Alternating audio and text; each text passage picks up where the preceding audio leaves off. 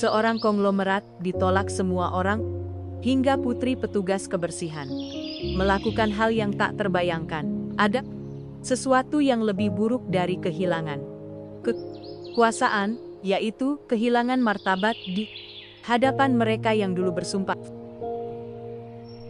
Malam itu di Semarang, di bawah lampu gantung kristal siang menerangi kediaman megahnya sendiri, Rendra menunggu seseorang mengangkat gelas untuk bersulang bersamanya.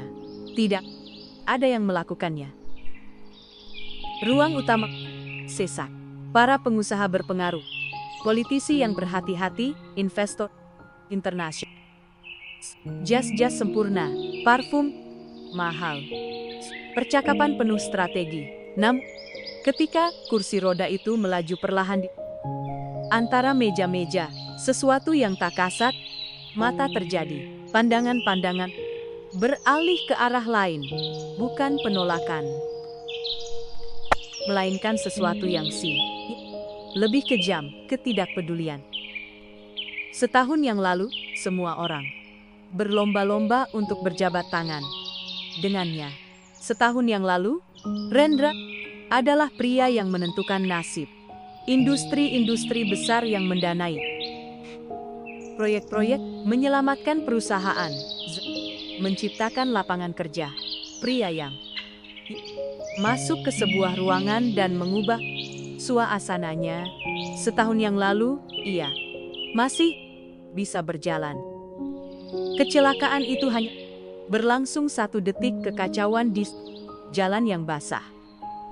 Sebuah tikungan tak terduga, benturan keras. Lalu rumah sakit, operasi, diagnosis yang tidak menyisakan ruang untuk keajaiban. Kursi roda itu tidak hanya merampas mobilitasnya, ia merenggut kesabarannya, merenggut kelembutannya. Sebelum kecelakaan, Rendra adalah sosok yang dekat dengan semua orang. Ia mengingat ulang tahun para karyawan, mengunjungi rumah sakit, membiayai pendidikan, menyapa petugas kebersihan dengan nama mereka. Namun, rasa sakit yang terus-menerus dan perasaan bergantung pada orang lain mengubahnya. Ia menjadi dingin, tajam, tidak sabar, dan malam itu ia mengatur jamuan makan malam dengan niat yang tidak diketahui siapapun. Ia ingin mengukur kesetiaan, ingin membuktikan apakah mereka menghormatinya atau hanya menghormati. Pria yang dulu berjalan dengan penuh kuah. Orkestra memulai sebuah wals yang elegan. Para pasangan memenuhi lantai tengah ruangan. Tawa lembut, gelas-gelas yang beradu, foto-foto yang berpura-pura sempurna. Rendra terduduk sendiri di dekat sebuah tiang, mengamati bagaimana dunia yang telah ia bangun terus berputar tanpa membutuhkannya, hingga sesuatu yang tak terduga memecah protokol. Seorang gadis kecil dengan seakan gaun merah sederhana yang tampak tidak sesuai dengan suasana itu, melepaskan tangan ibunya dan berlari ke arahnya. Waltz memenuhi ruangan dengan keanggun yang hampir terasa menyinggung. Rendra mengamati para tamu yang berputar di tengah lantai dan Asias tersenyum dengan kesempurnaan yang sudah dilatih. Para pria yang beberapa bulan lalu memohon-mohon untuk bertemu dengannya. Wanita-wanita yang ingin berfoto di sisinya, mitra yang memanggilnya saudara, kini hanya sedikit mengangguk dari kejauhan. Salah satu sekutu lamanya berjalan melewatinya, memandangnya ragu sejenak, lalu terus berjalan seolah tidak melihatnya.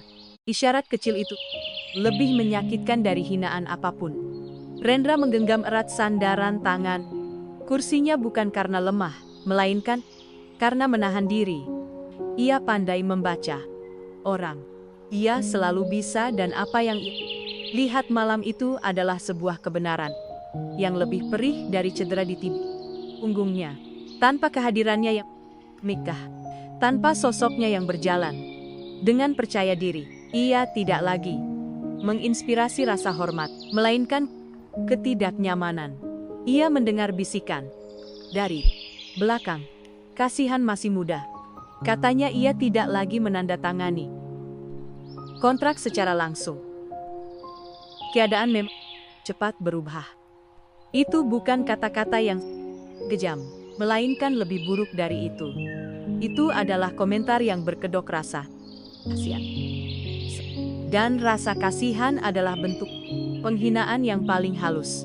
Rendra sedikit memutar kursinya mencari kontak mata dengan seseorang. Siapapun sebuah isyarat yang tulus. Tidak ada. Pandangan-pandangan meluncur pergi. Seolah kursi rodanya menular. Seolah kondisi barunya adalah cermin yang tidak nyaman yang tidak ingin dihadapi siapapun. Ia teringat jamuan lain. Bertahun-tahun silam. Ya, berjalan di antara meja-meja bercanda, mengangkat gelas, merangkul para karyawan. Malam itu ia adalah pusat alami dari seluruh. Hari ini ia adalah titik yang dihindari semua orang. Yang dulu meneleponnya setiap minggu untuk meminta dukungan bagi yayasannya. Berjalan melintas di dekatnya. Ia berpura-pura merapikan tasnya agar tidak perlu bertemu pandang dengannya.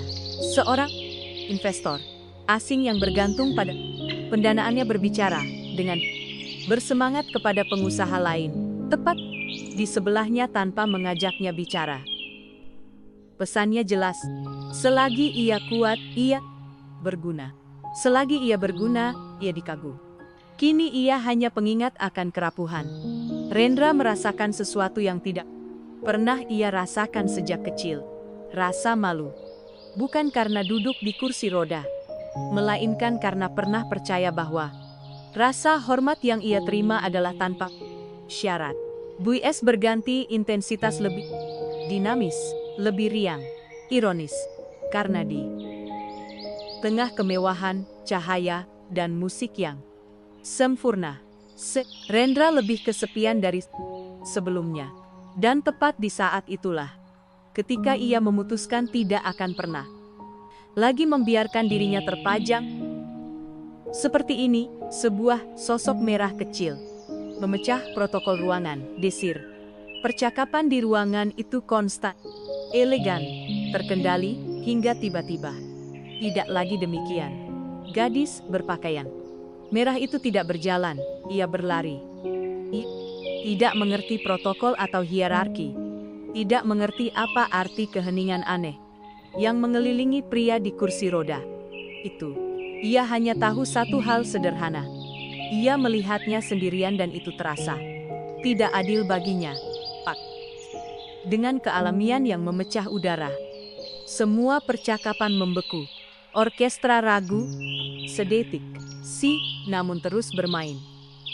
Ibu gadis. Itu, Lastri, wanita, yang sudah bertahun-tahun membersihkan kediaman. Itu, memucat dari sudut belakang ruangan. Ia berusaha memanggil putrinya dengan suara pelan.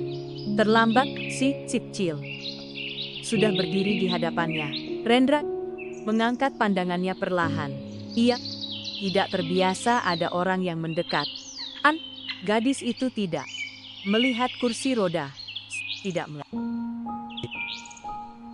ketegangan, tidak melihat penilaian sosial yang mengambang di udara. Ia hanya melihat matanya. Kenapa Bapak tidak ikut menari? Tanyanya dengan kejujuran yang polos. Beberapa tamu melepaskan tawa kecil yang gugup. Yang lain saling berpandangan dengan tidak nyaman. Rendra membuka mulutnya, namun tidak ada jawaban yang keluar. Karena kebenarannya sederhana dan pahit, tidak ada yang mengajaknya. Gadis itu mengulurkan tangannya, kecil, mantap, penuh tekad. Saya bisa menari dengan Bapak. Keheningan tebal menyelimuti ruangan. Beberapa wajah menunjukkan yang lain rasa kasihan, yang lain kejengkelan. Bagaimana bisa putri petugas sebersihan berani masuk ke acara seperti ini? Namun, ia tidak sedang melanggar norma sosial. Ia sedang merespon sesuatu yang lebih mendasar. Rendra merasakan gumpalan tak terduga di tenggorokannya. Bukan karena rasa malu kali ini, melainkan sesuatu yang berbeda. Sesuatu yang sudah berbulan-bulan tidak ia rasakan. Pengakuan bukan sebagai konglomerat, bukan sebagai sosok berkuasa, melainkan sebagai manusia. Gadis itu tidak menarik, tidak ragu, tidak takut, tidak meminta izin. Ia hanya menunggu. Dan untuk pertama kalinya sepanjang malam, ada seseorang yang memandangnya. Tanpa perhitungan. Musik waltz sedikit naik intensitasnya dan seluruh ruangan memahami bahwa sesuatu akan segera terjadi yang tidak satu pun dari mereka bisa kendalikan. Keheningan terasa lebih berat dari musik. Tangan gadis itu masih kecil namun mantap, seolah tidak ada kemungkinan untuk ditolak. Di matanya tidak ada rasa iba, tidak ada kasihan, hanya harapan. Rendra memandang sekeliling. Wajah-wajah yang tatapan-tatapan yang tidak nyaman, senyuman-senyuman yang dipaksakan. Banyak yang menunggu agar ia menolaknya dengan anggun, agar seseorang dari staf turun tangan, agar tatanan sosial dipulihkan. Namun, sesuatu di dalam dirinya retak, atau mungkin justru perlahan ia meletakkan tangannya di atas tangan gadis itu. Sebuah desir mengalir di ruangan, bagaikan gelombang yang tertahan. Gadis itu tersenyum dengan kebahagiaan yang begitu tulus, sehingga melucuti segala perhitungan sosial. "Ayo," kata Rendra. Ia memutar kursinya ke arah tengah ruangan, bukan dengan canggung, melainkan dengan penuh tekad. Orkestra yang semula bingung akhirnya memahami situasi. Sang dirigen memberi isyarat yang hampir tidak terlihat, melunakkan ritme waltz, menyesuaikannya. Gadis itu mulai berjalan berputar, menggenggam tangannya, menandai irama. Dengan langkah-langkah kecil yang itu bukan koreografi, melainkan sesuatu yang lebih baik. Itu nyata. Rendra membiarkan musik membimbingnya. Ia menggerakkan kursinya dengan presisi, berputar perlahan, mengikuti irama. Ia tidak berpura-pura, berjalan, tidak menyembunyikan apapun. Ia sedang menari dari tempat ia berada. Dan untuk pertama kalinya malam itu, seluruh ruangan memandangnya. Namun, bukan dengan rasa kasihan, melainkan dengan keterkejutan, dengan mendekati kebingungan. Karena pria yang selama ini mereka abaikan kini berada di tengah, bukan karena kekuasaan, bukan karena, melainkan karena kemanusiaan. Gadis itu tertawa setiap kali mereka berputar. Sepatu-sepatu merahnya yang kecil menyentuh lantai marmer dengan irama yang tidak sempurna. Ia tidak melihat seorang konglomerat yang jatuh. Ia melihat seorang teman menari di meja terdekat. Seseorang perlahan menurunkan gelasnya di meja sea. Lain, seorang wanita yang sebelumnya telah memalingkan pandangan kini menatap dengan ekspresi yang berbeda. Pemandangan itu sederhana, kuat, tak terbantahkan. Pria yang selama ini diperlakukan seolah tidak kasat mata, kini sedang dilihat oleh satu-satunya orang yang tidak mengerti hierarki. Dan dalam putaran lambat itu, di tengah cahaya keemasan dan gumaman yang mereda, Rendra merasakan sesuatu yang ia kira telah hilang. Martabat musik terus mengalun. Namun, tidak ada lagi yang menari. Pasangan-pasangan yang beberapa menit sebelumnya memenuhi lantai dansa telah berhenti tanpa sadar. Beberapa berdiri, diam, yang lain berpura-pura merapikan jas mereka, namun semua memandang ke tengah. Pada pria yang telah mereka abaikan dan pada gadis yang diam tidak mengerti mengapa mereka melakukan itu. Gaun merah itu berputar dengan tangan kecil itu, memimpin irama seolah lantai marmer. Ruangan itu adalah halaman bermain biasa. Rendra mengikuti irama dengan presisi, namun tidak lagi dengan kebanggaan yang terluka, melainkan dengan sesuatu yang jauh lebih dalam, penerimaan. Untuk pertama kalinya sejak kecelakaan ia tidak berusaha menunjukkan kekuatan, tidak berusaha mengimbangi apapun. Ia hanya hadir. Gadis itu menatapnya ke atas dan berbisik tanpa mikrofon, tanpa strategi. Bapak tidak terlihat sedih saat menari. Kalimat itu menembus dadanya. Karena itu benar, ia tidak merasa dia mati sebagai simbol. Ia merasa ditemani di meja-meja. Suasana telah berubah. Beberapa tamu menundukkan pandangan, tidak nyaman dengan perilaku mereka sendiri sebelumnya. Yang lain saling bertukar isyarat yang tegang. Apa yang mereka saksikan bukanlah sebuah, melainkan sebuah cermin, dan bayangan yang mereka lihat tidak mereka sukai. Rendra berputar sekali lagi, lebih lebar kali ini. Gerakannya elegan, mantap. Bukan seorang pria yang berusaha, melainkan seorang pria yang mengingat kembali siapa Siadi sebelum rasa sakit itu datang. Orkestra melunakkan akhir waltz, membiarkan nada terakhir mengalun panjang seperti tarikan napas kolektif. Keheningan yang berbeda dari awal, bukan ketidakpedulian, melainkan kesadaran. Gadis itu membuat sebuah hormat kecil, yang dibuat-buat seperti yang pernah ia lihat di kartun. Rendra tertawa, tawa yang tulus, dalam, yang pertama dalam berbulan-bulan. Dan suara itu, tawa yang tulus itu adalah hal yang pada akhirnya membuat seluruh ruangan tidak nyaman. Karena mereka memahami sesuatu yang menyakitkan. Satu-satunya orang yang benar-benar kaya di tempat itu tidak memiliki investasi, tidak mengendalikan perusahaan. Ia mengenakan gaun merah, sederhana dan hati yang masih utuh. Dan di saat itu, Rendra tahu bahwa ujian yang ia rancang malam itu telah berakhir, dan hasilnya tidak menguntungkan siapapun lagi di ruangan itu. Keheningan setelah waltz bukan kebetulan melainkan tidak nyaman.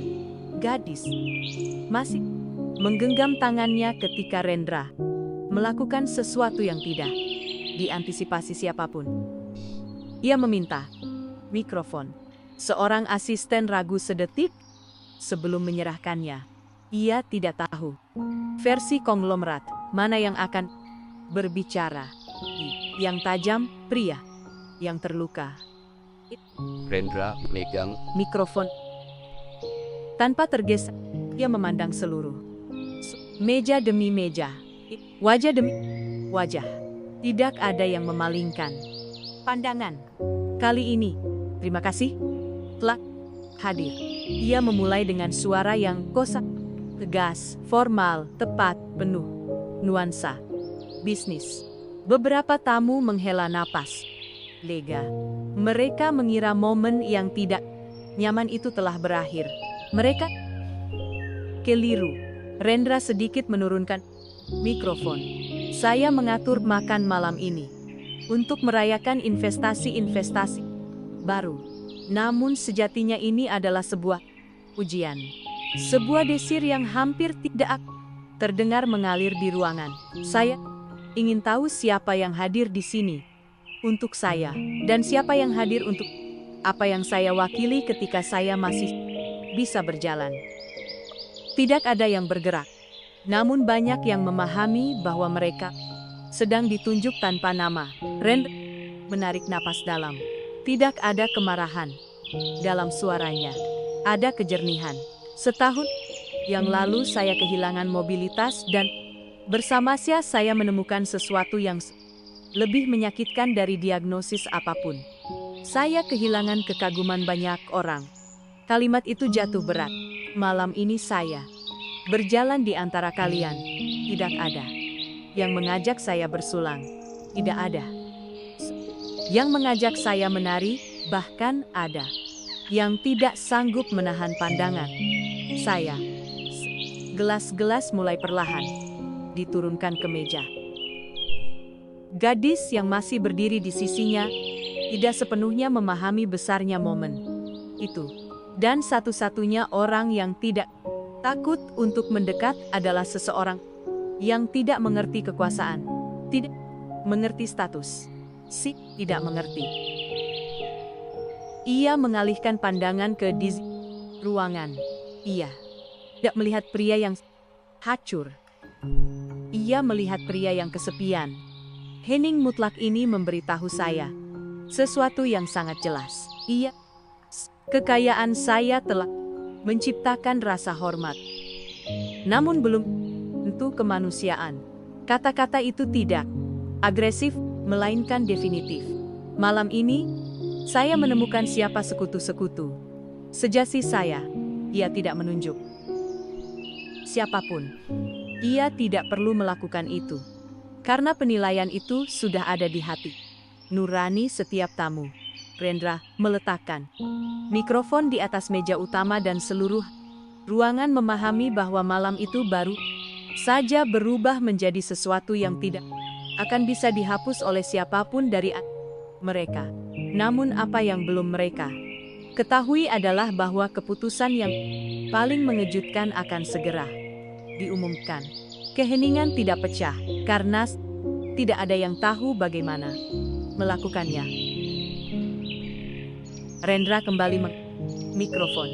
Namun kali ini tatapannya bukan introspektif melainkan teguh. Saya telah menghabiskan berbulan-bulan bertanya-tanya apa yang akan saya lakukan dengan kekayaan saya jika suatu hari saya tidak ada lagi. Beberapa tamu menegang. Itulah momen yang banyak ditunggu-tunggu. Yayasan, aliansi donasi. Rendra melanjutkan. Saya berpikir untuk mendirikan lebih banyak yayasan, lebih banyak lembaga. Nama saya terukir di marmer. Iya. Sejenak. Namun malam ini saya memahami sesuatu yang berbeda. Gadis itu memandangnya dengan rasa ingin tahu, masih menggenggam tangannya seolah takut seseorang akan merebutnya. Kekayaan saya tidak akan pergi kepada mereka yang pandai mengelola uang, katanya. Jelas, melainkan kepada mereka yang pandai merawat hati. Sebuah desir yang lebih keras mengalir di ruangan. Rendra perlahan memutar kursinya ke arah pintu masuk utama. Saya berterima kasih atas kehadiran kalian. Tambahnya dengan nada yang sangat sopan. Namun malam ini berakhir di sini. Tidak ada bertepuk tangan, tidak ada yang memprotes. Tim saya akan mengantarkan kalian ke pintu keluar. Dan disitulah pukulan sesungguhnya. Tidak ada teriakan, tidak ada hinaan, tidak ada skandal. Hanya sebuah pengusiran yang elegan, sebuah kepergian yang teratur. Namun, pasti para pengusaha mulai berdiri satu persatu. Beberapa menghindari tatapan matanya, yang lain berusaha menahannya dengan martabat palsu. Tidak ada yang berani membantah karena mereka tahu bahwa pria di hadapan mereka masih berkuasa. Hanya saja kini ia berbahaya dengan cara yang berbeda. Bebas ketika ruangan mulai kosong, gemak, langkah-langkah di atas lantai marmer terdengar berbeda. Bukan seperti melainkan seperti perpisahan. Tamu terakhir melewati pintu. Ruangan nyaris kosong, yang tersisa hanyalah para staf orkestra yang membis dan gadis berpakaian merah. Rendra melepaskan napas perlahan. Ia tidak kehilangan apapun. Ia telah membuang apa yang tidak pernah benar-benar menjadi miliknya. Dan kemudian ia membuat pengumuman yang tidak hanya akan mengubah nasibnya, melainkan juga nasib wanita yang bertahun-tahun membersihkan lantai yang sama itu tanpa pernah membayangkan bahwa malam itu ia akan menyaksikan transformasi. Ruangan hampir kosong, lampu-lampu masih bersinar, namun tidak ada lagi bisikan-bisikan kalangan elit maupun gelas-gelas yang beradu. Yang tersisa hanyalah beberapa karyawan yang dengan diam-diam membereskan sesuatu dan orkestra yang membisu. Dan Lastri yang berdiri mematung di sudut belakang dengan wajah pucat karena apa yang baru saja ia saksikan. Putrinya masih berada di sisi Rendra, menggenggam tangannya, seolah itu adalah hal yang paling wajar di dunia.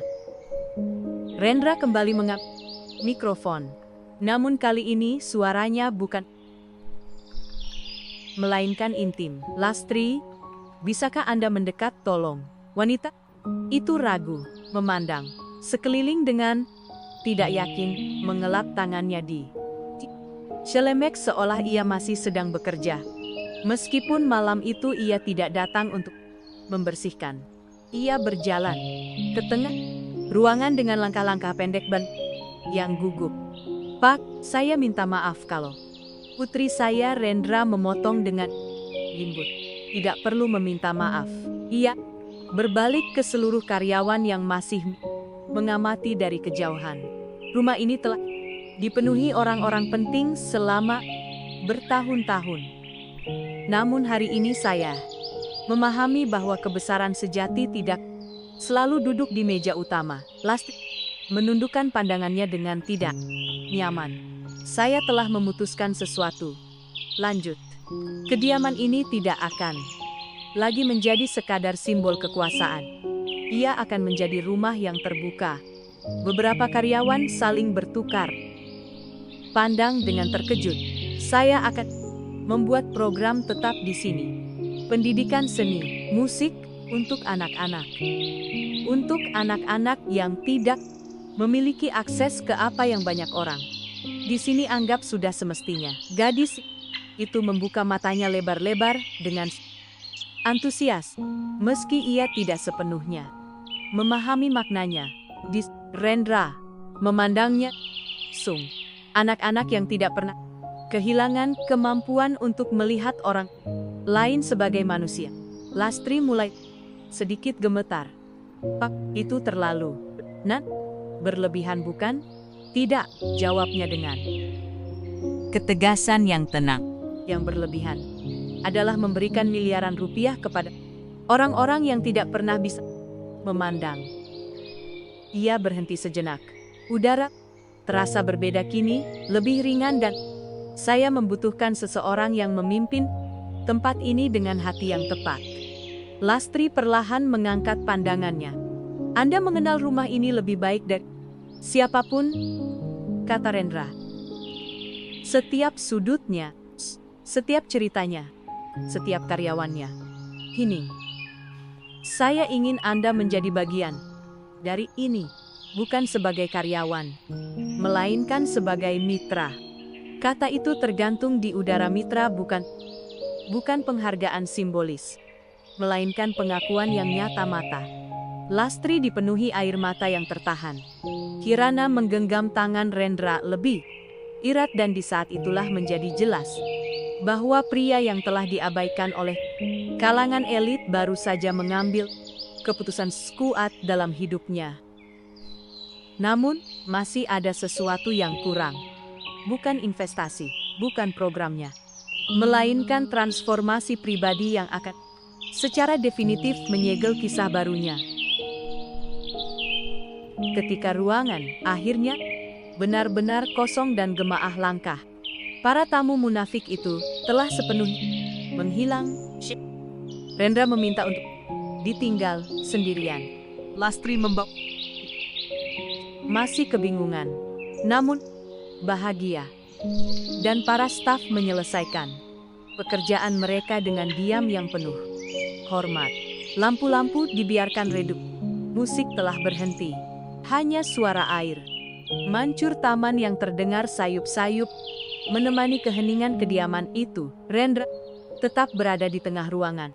Di tempat ia menari beberapa menit. Sebelumnya, ia menatap lantai marmer yang berkilau di bawah rodanya dan merasakan sesuatu yang selama berbulan-bulan tidak ia izinkan dirinya. Rasakan kerentanan tanpa pertahanan. Kecelakaan itu tidak hanya melumpuhkan. Ia telah membekukan sebagian jiwanya. Ia teringat jalan yang basah, setir yang berputar tanpa respons, benturan itu. Suara logam yang terlipat, seperti kertas. Lalu, rumah sakit, observasi, dokter-dokter yang berbicara. Pelan mengira ia tidak mendengar. Sedera, mobilitas terganggu, adaptasi. Kata itu membuatnya lebih marah dari diagnosis apun. Beradaptasi terdengar seperti menyerah dan ia tidak pernah menjadi pria yang menyerah. Selama berbulan-bulan ia mengubah rasa sakitnya menjadi kekerasan. Setiap isyarat bantuan ia tafsirkan sebagai pengingat akan kehilangan. Setiap tatapan penuh iba adalah ancaman bagi kebanggaannya. Dan perlahan-lahan tanpa sadar ia berhenti menjadi pria yang mengunjungi karyawan yang sakit, yang membiayai, yang menanyakan kabar keluarga-keluarga. Ia berubah menjadi seseorang yang tidak sabar, dingin, jauh. Bukan karena ia pada dasarnya kejam, melainkan karena rasa sakit membuatnya defensif. Jika ia tidak membiarkan siapapun masuk, tidak ada yang bisa melihat apa yang telah ia hilangkan. Namun malam ini sesuatu retak pada taman itu. Bukan pidatonya, bukan mengusir para tamu, melainkan tangan kecil berpakaian merah itu. Gadis ini tidak melihat keterbatasan, tidak melihat kejatuhan, tidak melihat kelemahan. Ia melihat teman yang sedang menunggu, dan tatapan polos itu mengungkap kebenaran yang paling tidak nyaman. Ia sendiri telah memandang dirinya sebagai pria yang tidak lengkap. Ia perlahan memutar kursinya ke arah jendela besar yang menghadap taman.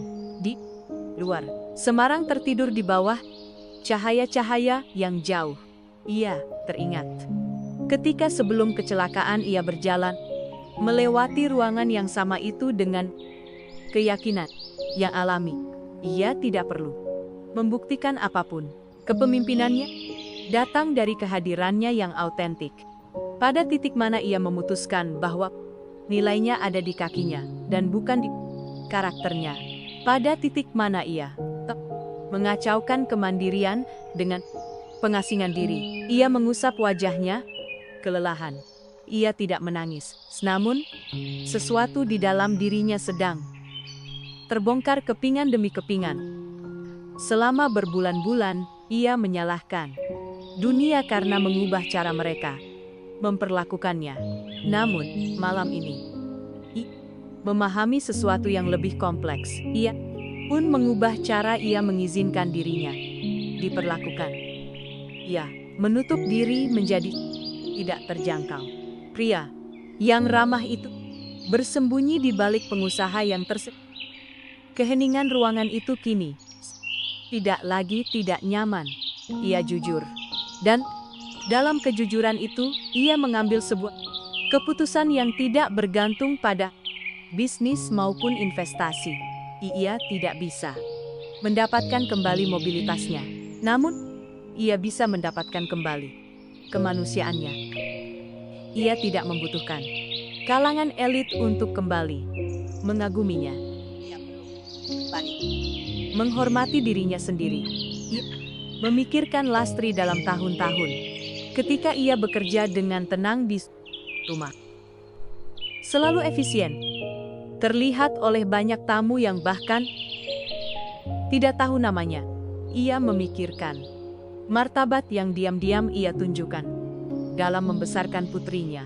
Gadis itu tidak takut untuk mendekat karena ia tidak memahami hambatan-hambatan sosial yang dibangun orang dewasa untuk melindungi ego mereka. Dan Ia tidak memahami pelajaran yang lengkap.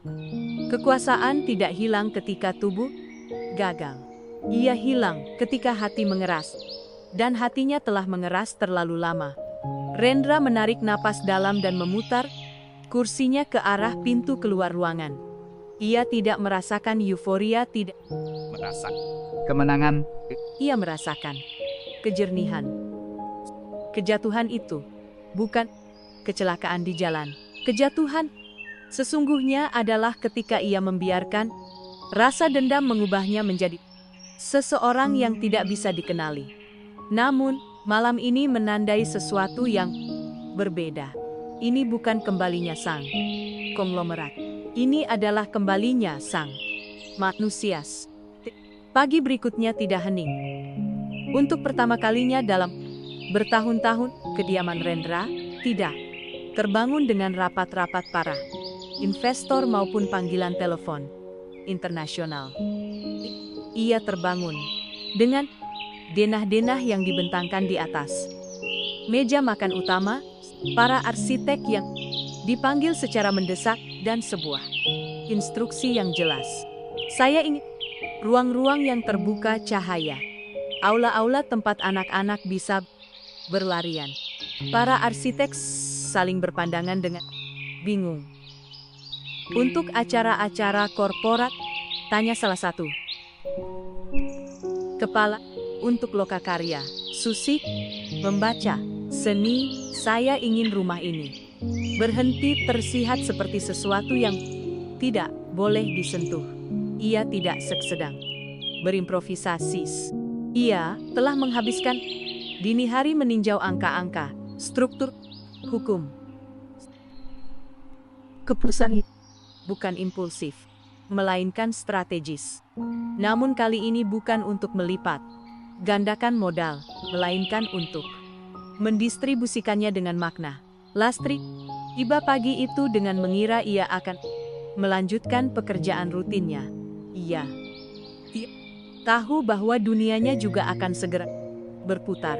Ketika ia dipanggil ke ruang, ia masuk dengan sikap rendah hati yang biasa.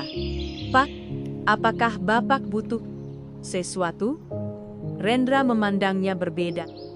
Kali ini bukan sebagai karyawan, melainkan sebagai mitra potensial. Saya perlu Anda memberitahu saya sesuatu. Dengan jujur, Katanya. Lastri menek. Apa yang paling dibutuhkan anak-anak yang Anda kenal? Ia ragu. Ia tidak terbiasa ditanya seperti itu. Keamanan? Jawabnya akhirnya. Dan seseorang yang memberitahu mereka bahwa mereka bisa bercita-cita lebih tinggi. Rendra mengangguk perlahan. Kalau begitu, mari kita mulai dari situ.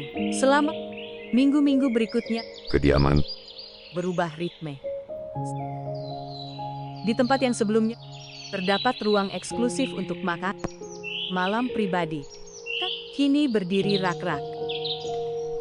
Salah satu ruang samping berubah menjadi ruang kelas dengan jendela-jendela besar. Aula pesta lama mulai disesuaikan menjadi ruang budaya. Kabar itu menyebar ke seluruh Semarang. Beberapa pengusaha menyebutnya krisis emosional. Yang lain berpikir itu adalah strategi pencitraan. Namun Rendra tidak lagi merespons rumor. Ia merespons Kia. Dan di tengah transformasi itu, sesuatu yang lain mulai berubah. Dengan cara yang lebih diam, percakapan antara dia dan Lastri menjadi lebih sering. Bukan percakapan yang romantis, melainkan jujur. Mereka berbicara tentang masa kecil yang sederhana, tentang bagaimana Lastri belajar bekerja sejak sangat muda, tentang bagaimana ia membesarkan putrinya seorang diri tanpa kehilangan kelembutannya. Rendra mendengarkan dengan perhatian yang bukan dengan sikap superior, bukan dengan merendahkan. Ia mendengarkan sebagai seorang manusia. Suatu sore saat mereka mengamati sekelompok kecil anak-anak yang untuk pertama kalinya mengunjungi perpustakaan baru itu, Putri Lastri berlari ke arah mereka sambil membawa sebuah gambar di tangannya. Itu adalah sebuah potret. Seorang pria di kursi roda sedang menari di bawah lampu gantung besar dan di sampingnya seorang gadis berpakaian merah. Di bagian atas dengan huruf-huruf yang miring tertulis, "Kalau ada yang sendirian, ajaklah." Rendra memegang gambar itu dalam diam. Ia tidak membutuhkan pidato, tidak membutuhkan validasi publik. Transformasi sejati sudah sedang terjadi. Namun, langkah berikutnya akan menjadi yang paling halus. Karena membuka pintu sebuah rumah itu mudah. Membuka hati setelah bertahun-tahun. Menutupnya membutuhkan lebih banyak keberanian. Minggu-minggu berlalu, dan kediaman itu tidak lagi terlihat sama. Di tempat yang sebelumnya dipenuhi keheningan mewah yang dingin, kini terdengar tawa anak-anak, langkah-langkah kaki yang berlarian di lorong, dan suara piano yang sedang dipelajari dengan tidak sempurna.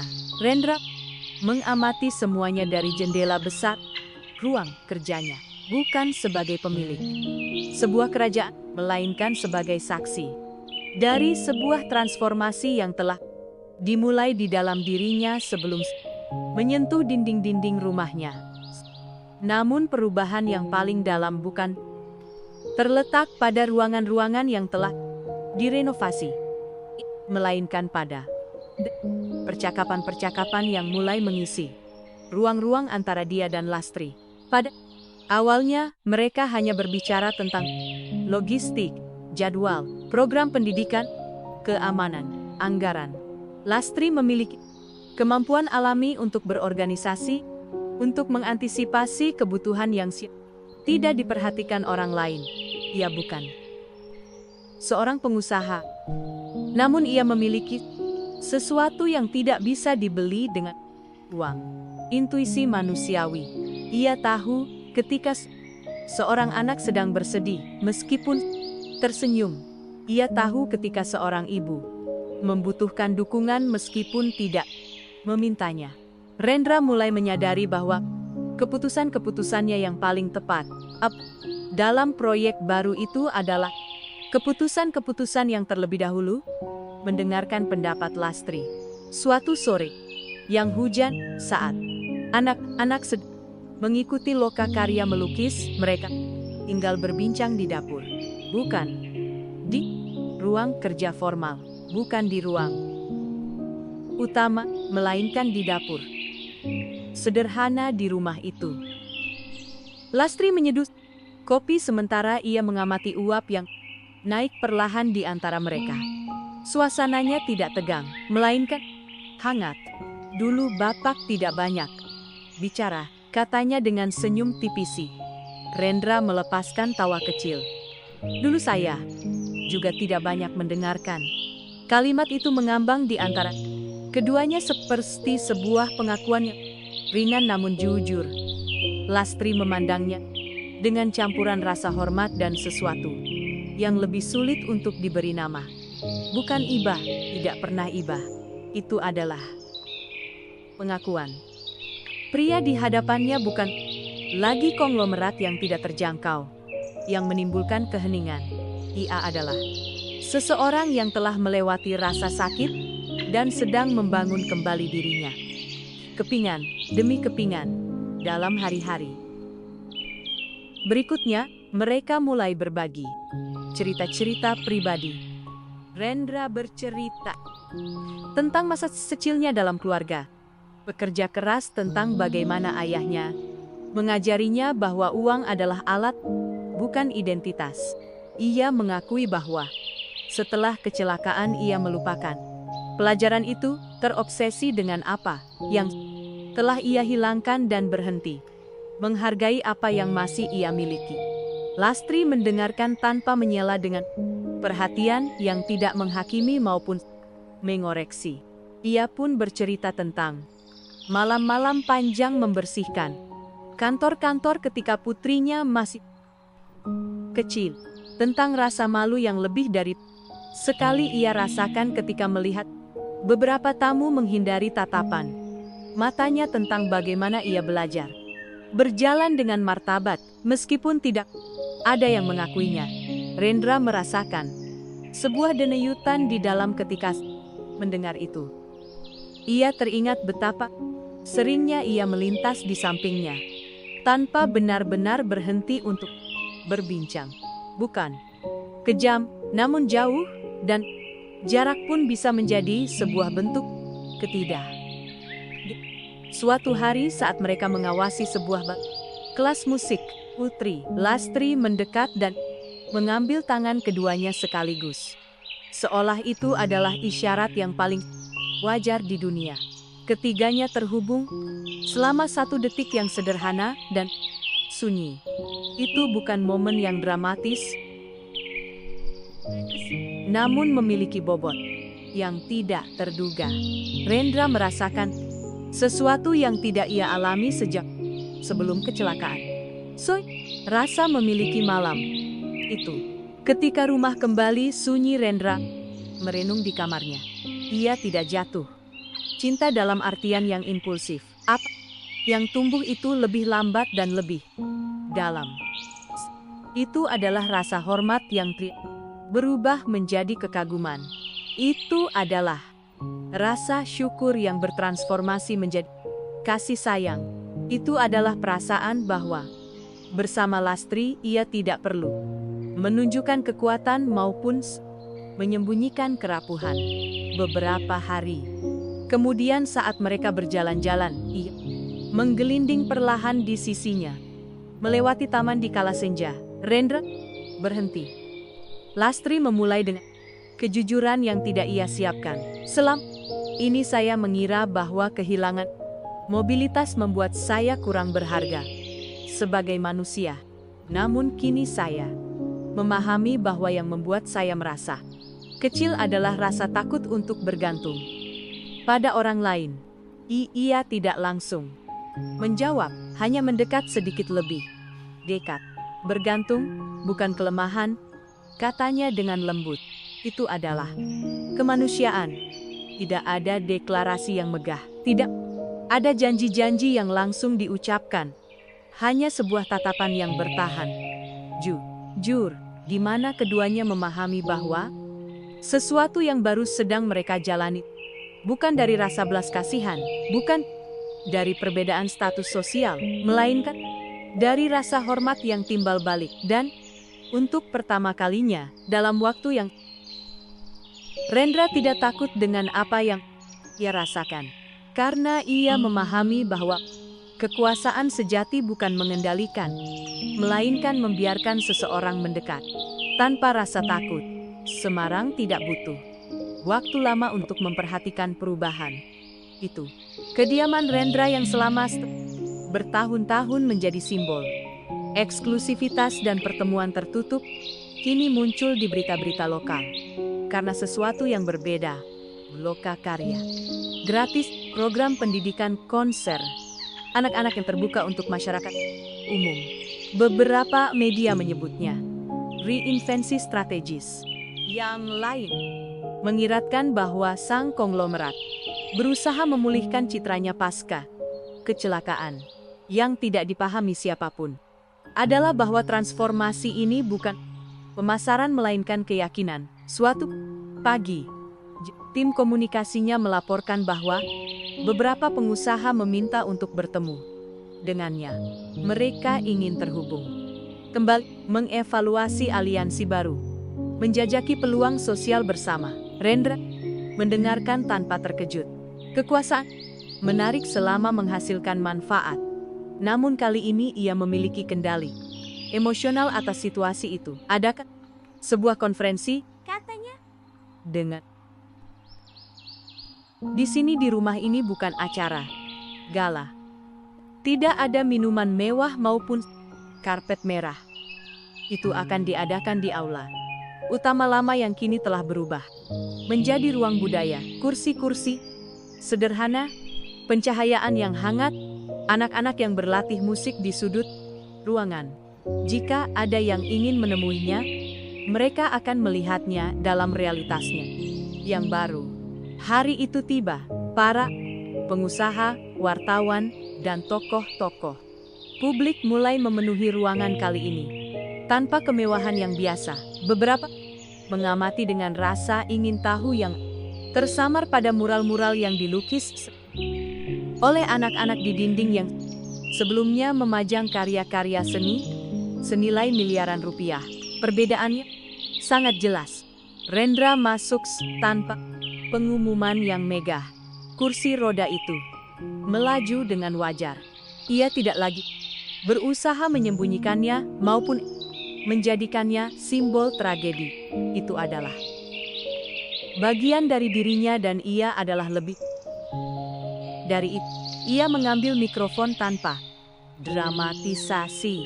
Selama bertahun-tahun saya mengira warisan saya akan bersifat finansial. Ia memulai.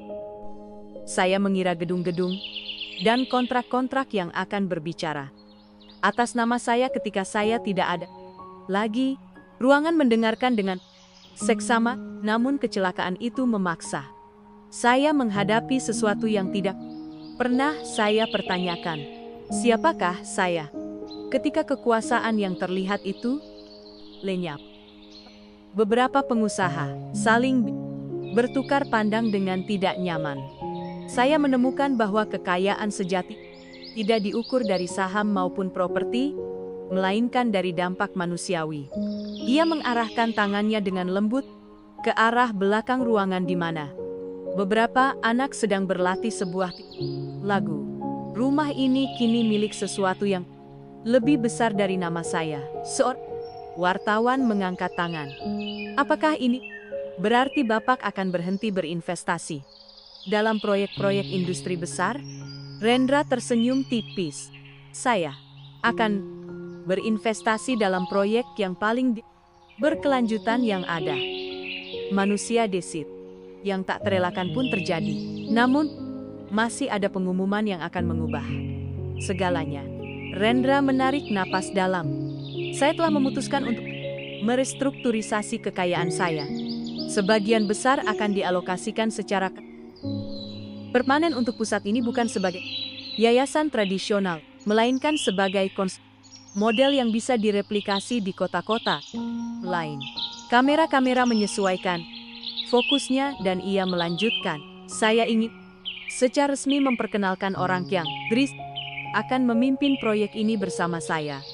Lastri berada di bagian belakang ruangan tanpa niat untuk tampil menonjol. Ketika namanya disebut, ia terdiam. Lastri tidak akan lagi menjadi ibu yang membersihkan rumah ini. Dengan suara yang jelas, ia adalah direktur operasional pusat ini dan mitra saya dalam babak baru ini. Keheningan itu mendalam. Tidak biasa menyaksikan transisi kekuasaan seperti ini. Lastri melangkah maju dengan langkah yang ia tidak mengenakan kemewahan. Ia mengenakan martabat. Ia memahami lebih baik dari siapapun apa artinya tumbuh tanpa keistimewaan. Dan jika proyek ini akan memiliki jiwa, ia membutuhkan kepemimpinan dengan pengalaman nyata. Para pengusaha yang pernah mengabaikannya kini menyaksikan sesuatu yang berbeda. Mereka tidak sedang berhadapan dengan pria yang melemah, melainkan dengan seseorang yang telah mendefinisikan ulang kekuasaannya. Seorang wartawan melontarkan pertanyaan yang tak terelakkan. Apakah pribadi Bapak juga akan berubah dalam babak baru ini? Ruangan menunggu dengan harap-harap cemas. Rendra memandang Lastri bukan dengan teatrikal, melainkan dengan kejujuran.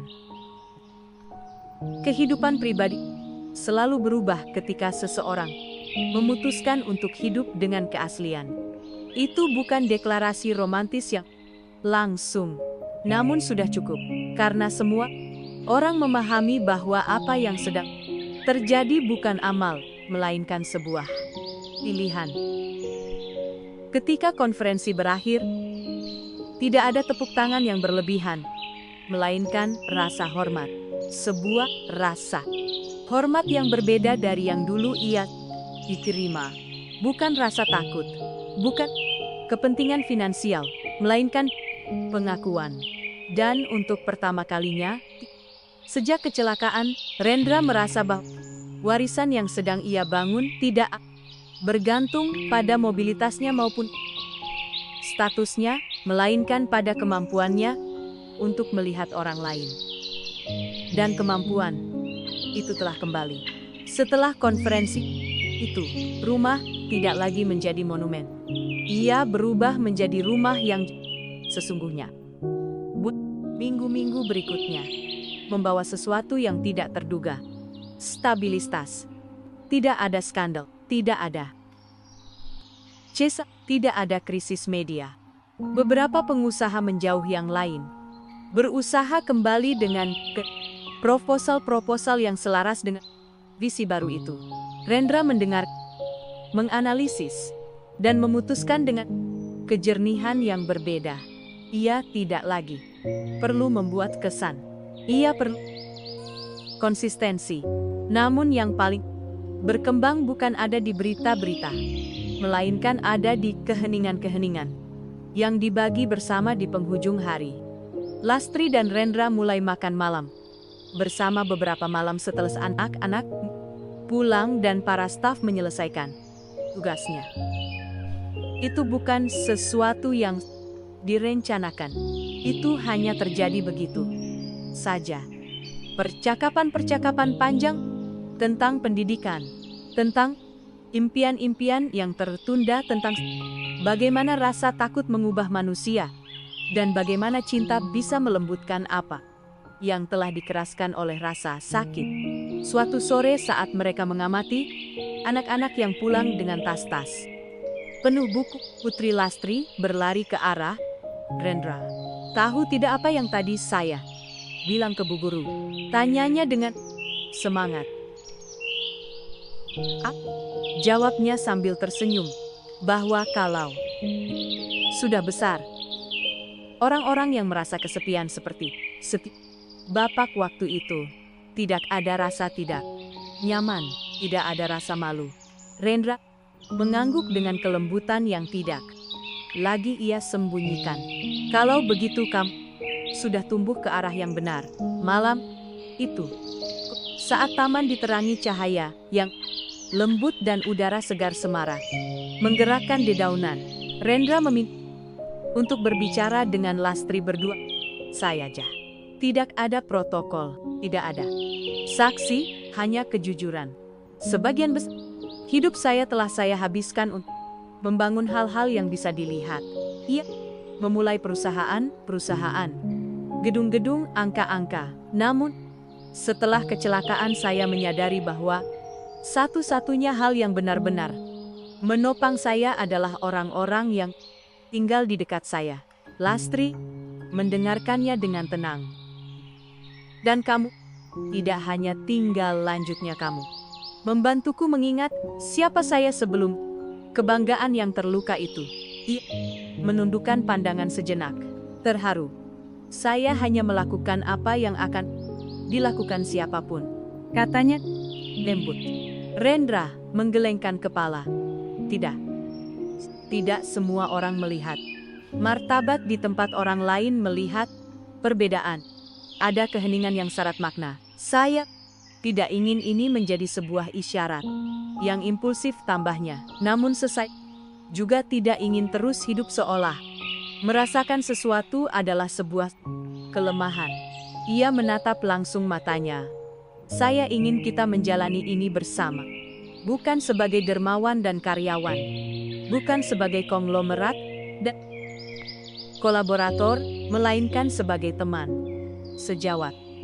Lastri merasakan jantungnya berdetak lebih cepat, namun bukan karena terkejut. Ia telah melihatnya datang. Ia telah merasakannya tumbuh. "Saya tidak butuh kediaman mewah," jawabnya dengan suara yang mantap. "Saya butuh rasa hormat. Itu sudah kamu miliki. Tidak ada lutut yang berlutut di tanah. Tidak ada cincin yang dramatis di bawah lampu gantung. Ada sesuatu yang lebih kokoh, keputusan bersama. Beberapa hari kemudian kabar itu tidak diumumkan sebagai skandal romantis, melainkan sebagai pernyataan sederhana. Rendra dan Lastri akan meresmikan ikatan mereka tanpa kemewahan, tanpa liputan pers yang berlebihan. Hanya keluarga, anak-anak, pusat, dan beberapa kolaborator terdekat. Ketika upacara berlangsung tidak ada berlian yang menyilaukan maupun politisi di barisan terdepan. Ada tawa anak-anak yang dimainkan oleh para murid pusat itu sendiri. Dan ada seorang pria yang tidak lagi perlu berjalan untuk merasa lengkap. Putri Lastri adalah yang membawa bunga dan di penghujung upacara, saat semua orang bertepuk tangan dengan tulus, menjadi jelas sesuatu yang tidak bisa dilebih-lebihkan oleh majalah manapun. Kemuliaan sejati bukan ada di darah, bukan di nama keluarga, bukan di kaya, melainkan ada pada kemampuan untuk melihat seseorang ketika semua orang lain memandang ke arah lain. Dan Rendra, pria yang pernah diabaikan di ruangan miliknya sendiri, kini dikelilingi oleh sesuatu yang tidak bisa dijamin oleh kontrak manapun. Cinta yang dipilih. Pernikahan itu tidak dirancang untuk menjadi viral, namun menjadi tak. Seseorang merekam momen ketika Rendra memutar kursinya perlahan, sementara anak-anak memainkan musik secara langsung. Yang lain mengabadikan Lastri yang tertawa tanpa gugup, tanpa merasa tidak pada tempatnya. Dan video yang paling kuat adalah yang paling sederhana. Putri Lastri memeluk Rendra setelah upacara dan berkata dengan suara yang jelas, "Sekarang Bapak tidak akan pernah sendirian lagi." Dalam jam, media sosial Semarang mulai membagikan klip itu. Pertama dengan rasa ingin tahu, lalu dengan kekaguman, dan akhirnya dengan sebuah refleksi kolektif yang mengejutkan, bahkan yang paling skeptis sekalipun, yang mengusir kalangan elit dan memilih kemanusiaan. Kediamannya menjadi rumah pria yang memahami bahwa kekuasaan bukan ada pada cara berjalan, melainkan pada casa menemani lingkaran-lingkaran bisnis yang sama yang sebelumnya menganggapnya melemah, mulai memperdebatkan secara terbuka makna dari keputusannya. Beberapa berusaha mereduksinya menjadi strategi emosional. Yang lain menyebutnya inspirasi tulus. Namun yang tidak bisa mereka lakukan adalah mengabaikannya. Permintaan untuk mereplikasi model pusat pendidikan itu mulai berdatangan dari kota-kota lain. Surabaya, Bandung, Medan, bahkan organisasi-organisasi internasional pun menanyakan skema struktural yang memadukan investasi swasta dengan manajemen komunitas yang nyata. Rendra tidak terlena oleh perhatian baru itu. Ia telah mempelajari sesuatu yang krusial. Persetujuan eksternal itu volatil. Hari ini merayakan, besok melupakan. Namun kali ini perbedaan nyata. Orang-orang tidak sedang bertepuk tangan untuk kekayaannya. Mereka sedang bertepuk tangan untuk transformasinya. Dalam sebuah wawancara televisi yang ia terima beberapa minggu kemudian, wartawan berusaha membawa percakapan ke arah romansa, ke arah kontras sosial, ke arah dongeng yang tidak terduga. Rendra menjawab dengan ketenangan, "Ini bukan dongeng, ini adalah koreksi arah." Kalimat itu dibagikan ribuan kali karena jujur. Sementara itu, pusat pendidikan itu terus berkembang. Lebih banyak anak yang hadir, lebih banyak relawan yang bergabung, Lebih banyak keluarga yang mendapat dukungan. Lastri memimpin dengan ketegasan dan kepekaan, mendapatkan rasa hormat bukan karena menjadi istri sang konglomerat, melainkan karena kemampuannya yang nyata. Suatu hari, seorang mitra lama yang telah mengabaikannya di makan malam itu meminta pertemuan pribadi. Saya meremehkan apa yang sedang Bapak akunya dengan tidak nyaman. Rendra mendengarkannya tanpa dendam. Saya juga meremehkan apa yang benar-benar penting. Jawabnya, tidak ada balas dendam, tidak ada penghinaan publik. Karena ia tidak lagi perlu membuktikan superioritas. Paling kuat bukan bersifat finansial, melainkan itu. Mulai mengamati bagaimana opini publik menghargai keaslian di atas kemewahan. Pengusaha-pengusaha lain mulai menjalankan proyek-proyek yang lebih manusiawi, bukan karena kompetisi, melainkan karena kesadaran. Dan meskipun sebagian melakukannya karena citra, hasilnya tetap berdampak positif. Suatu sore saat ia menggelinding perlahan melewati taman bersama Lastri mengamati anak-anak yang berlatih sebuah pertunjukan teater, Rendra merenung dalam diam. Kecelakaan itu adalah sebuah ketidakpedulian sosial, adalah sebuah kejatuhan emosional. Namun, kebangkitan sejati bukan datang ketika ia mendapatkan kembali pengaruhnya, melainkan datang ketika ia berhenti membutuhkannya. Ia memandang Lastri, memandang gadis kecil yang sedang bermain di bawah pepohonan, memandang rumah yang tidak lagi terlihat seperti benteng, dan ia memahami sesuatu yang definitif. Pria yang ditolak semua orang, pada malam gala itu akhirnya dikelilingi oleh sesuatu yang jauh lebih kuat dari kekaguman.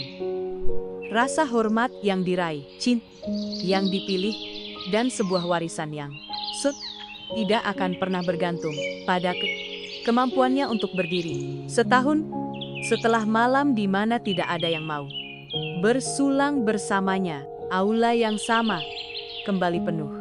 Namun, kali ini tidak ada jas-jas yang menghitung keuntungan. Tidak ada gelas-gelas yang diangkat. Karena kepentingan, tidak ada senyuman strategis maupun percakapan yang menyembunyikan ambisi. Ada anak-anak yang berlarian di antara meja-meja. Ada tawa yang tulus. Aja lampu-lampu gantung tetap bersinar. Namun kini tidak lagi menerangi ego, melainkan harapan. Di tempat yang sebelumnya lantai marmer memantulkan, kini ia memantulkan sepatu-sepatu kecil yang menandai langkah-langkah dana yang canggung. Rendra melaju perlahan ke tengah. Bukan sebagai konglomerat, bukan sebagai simbol kekuasaan, melainkan sebagai manusia. Ia berhenti, langsung tepat di tempat yang sama di mana setahun lalu ia menunggu seseorang mengajaknya. Ia teringat. Teringat tatapan-tatapan yang memalingkan diri, teringat tak kasat matanya ia merasa saat itu. Dan kemudian ia teringat tangan yang kecil itu, Kirana yang kini sedikit lebih tinggi menyeberangi ruangan itu. Sekali lagi, namun kali ini bukan untuk menyelamatkannya. Ia berlari ke arahnya dengan senyum siang lebar. Kita menari. Rendra tertawa, bukan tawa yang sopan, melainkan tawa yang penuh. Orkestra mulai memainkan musik, bukan waltz yang elegan untuk membuat kesan, sebuah melodi yang riang hidup.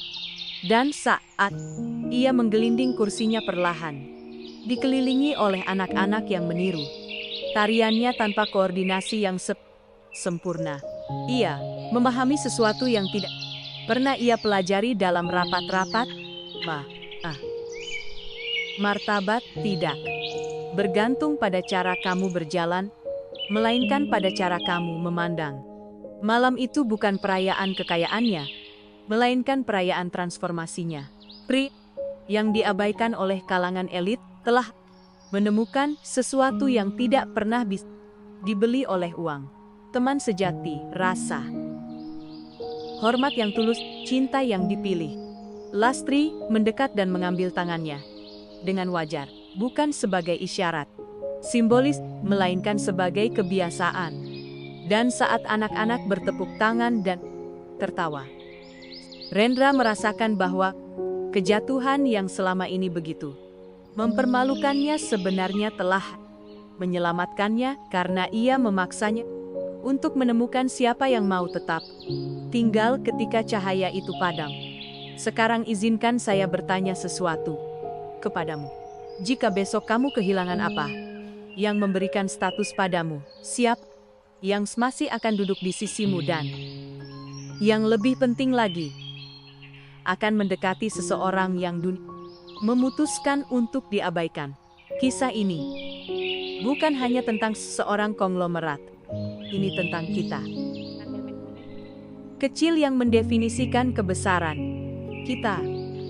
Tentang apakah kita memilih untuk memalingkan pandangan atau mengulurkan tangan. Jika kisah ini menyentuh hatimu, jika kamu merasakan sebuah gumpalan di tenggorokan di aula yang sunyi itu, jika ia mengingatkanmu bahwa kekayaan sejati bukan ada di uang, melainkan di kemanusiaan, subscribe sekarang juga. Karena di sini kami tidak menceritakan dongeng-dongeng kosong. Kami menceritakan kisah-kisah yang membangkitkan sesuatu di dalam dirimu. Dan saya ingin tahu satu hal yang sangat istimewa. Dari kota atau negara mana kamu mendengarkan kisah ini? Saya suka membayangkan bagaimana kata-kata ini berjalan dari Semarang ke setiap sudut di mana seseorang butuh diingatkan bahwa masih ada orang-orang yang mampu mengajak menari seseorang yang sedang sendirian. Mungkin pesanmu akan menginspirasi orang lain. Mungkin kotamu akan muncul dan seseorang akan berkata, "Saya juga ada di sini." Dan jika suatu hari kamu melihat seseorang duduk sendirian di tengah ruangan yang penuh, jangan tunggu orang. Jadilah kamu yang mengambil langkah pertama. Sampai jumpa di kisah berikutnya. Ya.